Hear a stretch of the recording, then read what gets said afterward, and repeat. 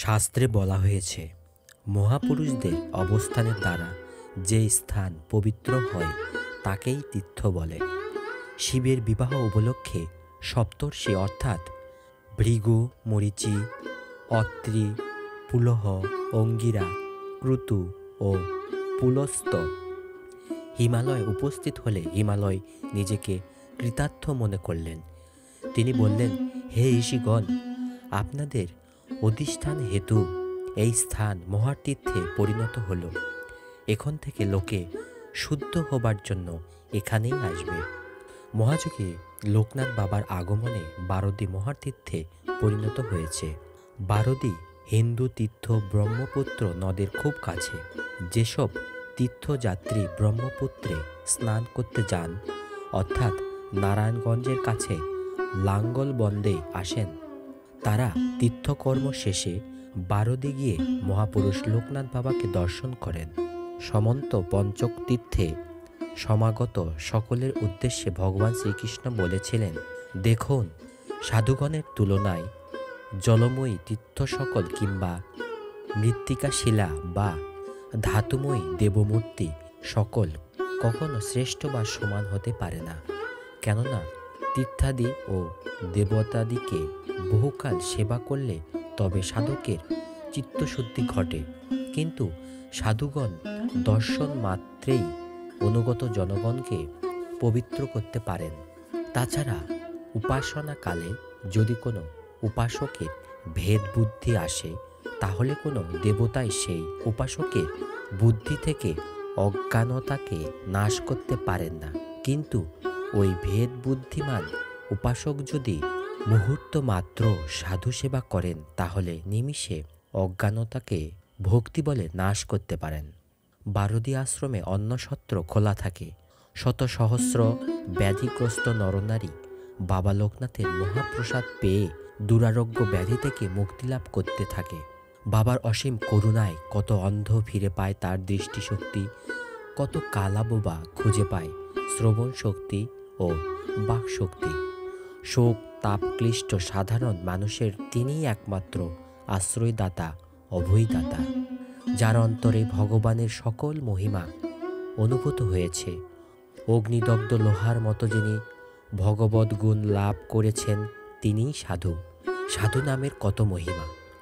সাধু নামের এত মহিমা যে ভগবানের অবতীর্ণ বা প্রকটিত মূর্তি ও ভগবৎ ভক্ত ছাড়া আর কাউকে সাধু বলা যায় না। এই সাধু সম্বন্ধে তাই ভগবান বলেছেন, কি যোগ, কি সংখ্যা বা তত্ত্বজ্ঞান, কি ধর্মানুষ্ঠান বা বেদাধ্যয়ন, কি তপস্যা বা ব্রতাচরণ, কি বৈরাগ্য বা অগ্নিদ্রত্ব, কি যজ্ঞ বা তীর্থদর্শন, এরা কেউই সাধুর সঙ্গের চেয়ে শীঘ্র চিত্তকে বিশুদ্ধ করতে পারে না।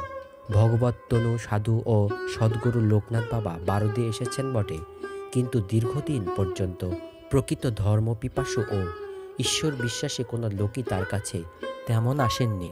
বস্তুত সংসারশক্ত লোকদের সাধু দর্শনের জন্য যে ব্যগ্রতা, তা ক্ষণিক ও স্বার্থদৃষ্ট। কেউ সাংসারিক বা পারিবারিক বিপর্যয়ে ব্যাকুল হয়ে শান্তির আশায় মহাপুরুষদের কৃপা প্রার্থনা করে, কেউ বা দুরারোগ্য ব্যাধিতে আক্রান্ত হয়ে তাদের শরণাপন্ন হয়। কিন্তু প্রকৃত ধর্মপিপাসু হয়ে পরমার্থ লাভের জন্য খুব কম লোকই তাদের কাছে আসে। প্রকৃত ভক্ত বারদী আশ্রমে না আসায় লোকনাথ বাবা একদিন বললেন, জানিস, বাড়ির গরু বাড়ির ঘাস খায় না। এতে আশ্চর্য হবার কিছু নেই। মহাত্মা বসুদেব একদিন সমস্ত পঞ্চক তীর্থে উপস্থিত মণিগণকে বলেছিলেন, আমি শুনেছি ইহকালের কর্মের দ্বারা পূর্বকালের কর্মকে ক্ষয় করা যায়।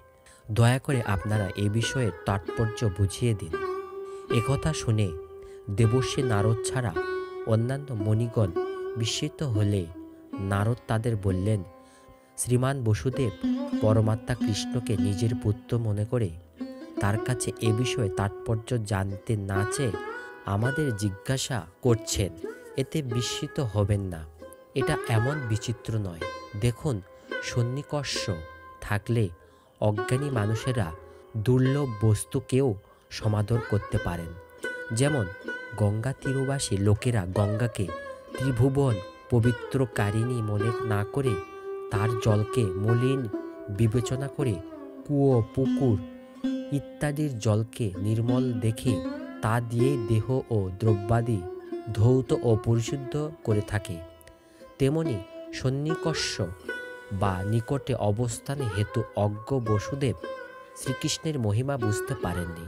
দেবর্ষি নারদ আরও বললেন, কালক্রমে এই বিশ্বের সৃষ্টি স্থিতি ও প্রলয় ঘটে বলে অজ্ঞ লোকেরা কালকেই এই বিশ্বের কর্তা বিবেচনা করে থাকে।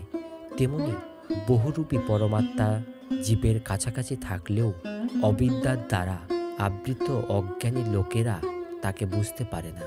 তেমনি ব্রহ্মভূত ব্রহ্মস্বরূপ শৈরশ্বর্যময় ভগবান লোকনাথ, যিনি রাগ দেশ অভিনিবেশাদি পঞ্চক্লেশ সুখ দুঃখাত্মক কোনো কর্মফল সত্য প্রভৃতি গুণত্রয় ক্ষুধা তৃষ্ণাদি বা জন্ম মরণাদি কোনো প্রাণ স্বভাবে অভিভূত হন না, তিনি এখন মানব দেহ ধারণ করে আছেন বলে সাধারণ লোকে তাকে বুঝতে পারেন না। জয় বাবা লোকনাথ।